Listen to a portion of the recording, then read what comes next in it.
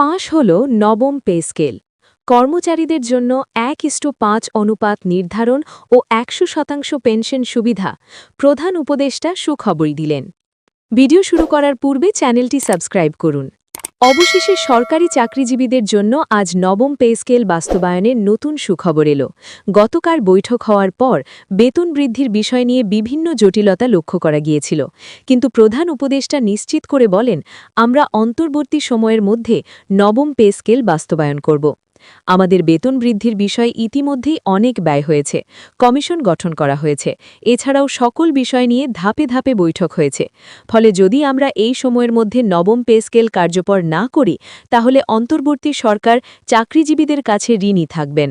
এছাড়াও সরকারের ভাবমূর্তি ক্ষুণ্ণ হবে, যার ফলে নির্বাচনের আগেই সকল কার্যক্রম শেষ করার তাগিদ দিয়েছে অর্থ মন্ত্রণালয়কে। অর্থ উপদেষ্টা ড সালাউদ্দিন আহমেদ গতকালের বৈঠকে উপস্থিত ছিলেন। তিনি বৈঠকে থাকাকালীন পে কমিশনের সঙ্গে মতবিনিময় করেন। তিনি বলেন, নবম জাতীয় বেতন স্কেল কার্যকর করা মোটেও সহজ পদ্ধতি ছিল না। আমরা কঠিন পরিস্থিতির মধ্যেও এটি বাস্তবায়ন করার জন্য যুদ্ধ করেছি। আমরা আশা করি আগামী নির্বাচনের আগেই সরকারি চাকরিজীবীরা নবম পে স্কেলের আওতায় আসবেন। কর্মচারীদেরকে আশ্বস্ত করে তিনি বলেন, আজ যদি অন্তর্বর্তীকালীন সরকারের আমলে নবম পে স্কেল বাস্তবায়ন করা না হয়, তাহলে কর্মচারীরা সরাসরি অন্তর্বর্তীকালীন সরকারের প্রতি আঙুল তুলবেন। মান সম্মানের দিক তাকিয়ে হলেও নবম পে স্কেল এই সরকারের আমলেই বাস্তবায়ন করা হবে। এছাড়াও গ্রেড ভিত্তিক বেতন তালিকা ইতিমধ্যে প্রস্তুত করেছে পে কমিশন। আগামী দ্বিতীয় সভায় পে কমিশন তাদের রিপোর্ট প্রধান উপদেষ্টার কার্যালয়ে জমা দেবেন। আশা করা যাচ্ছে এই রিপোর্টের পরেই সরকারি চাকরিজীবীদের বেতন বৃদ্ধির চূড়ান্ত হিসাব নিকাশ হবে। প্লিজ আপনারা চ্যানেলটি সাবস্ক্রাইব করুন। কত গ্রেড এবং অনুপাত আকারে বেতন বৃদ্ধি করা হবে এ বিষয়ে জানতে চাইলে নাম অপ্রকাশিত রাখা শর্তে পে কমিশনের একজন ঊর্ধ্বতন কর্মকর্তা বলেন, অনুপাত আকারে বেতন বৃদ্ধির বিষয়টি শতভাগ নিশ্চিত।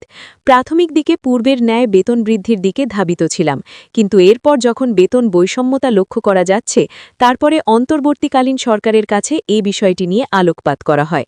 এখন প্রধান উপদেষ্টা স্পষ্ট ভাষায় বার্তা দেন যে অন্তর্বর্তীকালীন আমলের মধ্যেই নবম পে স্কেল বাস্তবায়ন করা হবে এবং সেটা অবশ্যই অনুপাত আকারে। যদি অনুপাত আকারে বেতন বৃদ্ধি করা না হয়, তাহলে বেতন বৈষম্য আরও নতুনভাবে বৃদ্ধি পাবে, যেটা কোনোভাবেই কাম্য নয়। যার ফলস্বরূপ বেতন বৃদ্ধির পাশাপাশি গ্রেড সংখ্যা পরিবর্তনের বিষয়টিতেও নজর দিয়েছেন কমিশন। অর্থ উপদেষ্টা বলেন, আমরা বেতন বৃদ্ধির জন্য পে কমিশনের সঙ্গে ওতপ্রোতভাবে জড়িত হয়ে কাজ করেছি। 2015 সালের পর থেকে বেতনের স্কেলের হিসাব নিকাশ করার পর একটি দারুণ সিদ্ধান্তে উপনীত হয়েছি। যেহেতু কর্মচারীরা বর্তমান সময়ে অত্যন্ত কম বেতনে চাকরি করে থাকেন, তাই তাদের জন্য গ্রেড সংখ্যা 16টি রাখা হয়েছে। আগে যেখানে গ্রেড সংখ্যা ছিল 20, সেখানে গ্রেড সংখ্যা 4 সংখ্যা কমিয়ে সরাসরি গ্রেড সংখ্যা 16 রাখা হয়েছে, যার ফলে এখন থেকে সরকারি চাকরিজীবীরা দ্রুত তাদের ইনক্রিমেন্ট পাবেন এবং সরকারিভাবে বেতন বৃদ্ধির সুবিধা ভোগ করবেন। বাংলাদেশের রাজস্ব খাতভুক্ত চাকরিজীবী আছেন মোট 14 লক্ষ। এছাড়াও আধা সরকারি স্বায়ত্তশাসিত প্রতিষ্ঠান, এমপিওভুক্ত প্রতিষ্ঠান সহ মোট 22 লক্ষ চাকরিজীবীদের জন্য একযোগে এই সিদ্ধান্ত বাস্তবায়ন করতে বেশ হিমশিম খেতে হচ্ছে অন্তর্বর্তীকালীন সরকারকে। তবে অন্তর্বর্তীকালীন সরকার উপদেষ্টাদের পক্ষ থেকে ইতিবাচক সাড়া পাওয়া গিয়েছে। তারা আগামী নির্বাচনের আগেই বেতন বৃদ্ধির সকল কার্যক্রম চালু করে পে স্কেলের হিসাব নিকাশ স্থগিত করতে আদেশ দিয়েছেন। পেনশন সুবিধা শতভাগ করার বিষয়ে প্রধান উপদেষ্টা বলেন, সরকারি চাকরিজীবীরা অবসরকালীন ভাতা বর্তমান সময়ে 45% পেয়ে থাকেন, কিন্তু তাদের জন্য এই সামান্য ভাতা কোনোভাবেই গ্রহণযোগ্য নয়। এটা কার্যকর করা হয়েছিল দীর্ঘ 11 বছর আগে, কিন্তু 11 বছর পরে এটা পুরোপুরি অকেজো হয়ে পড়েছে। তাই অন্তর্বর্তীকালীন সরকারের উচিত হবে নবম জাতীয় বেতনের স্কেল কার্যকর করা এবং শতভাগ পেনশন সুবিধা চালু করা। অর্থনীতিবিদরা এই বিষয়ে ইতিবাচক তথ্য দিয়েছেন।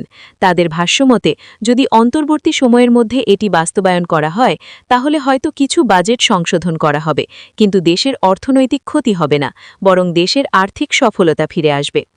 পে কমিশনের একজন ঊর্ধ্বতন কর্মকর্তা গতকালের বৈঠক শেষে বেশ কিছু তথ্য দিয়েছেন। তিনি বলেন, আমরা দীর্ঘদিন থেকে বেতন বৃদ্ধির জন্য কাজ করার ফলে ইতিমধ্যেই এই বিষয়টি সহজতর হয়ে গিয়েছে। প্রাথমিক দিকে এটা খুবই জটিল আকারে থাকলেও পরবর্তীতে বেতন বৃদ্ধির বিষয়টি ধীরে ধীরে সহজভাবে উপনীত হয়েছে। প্রধান উপদেষ্টার নেতৃত্বে আগামী রবিবার একটি বৈঠকের আয়োজন করা হয়েছে। এই বৈঠকে সরকারি চাকরিজীবীদের বেতন কিভাবে দেওয়া হবে এই সকল বিষয় নিয়ে উপস্থাপন করা হবে। আশা করা যাচ্ছে আগামী রবিবার সরকারি চাকরিজীবীরা পেতে যাচ্ছেন নবম পে স্কেলের সকল ধরনের সুযোগ সুবিধা। ভিডিওটি শেষ করার পূর্বে চ্যানেলটি সাবস্ক্রাইব করুন।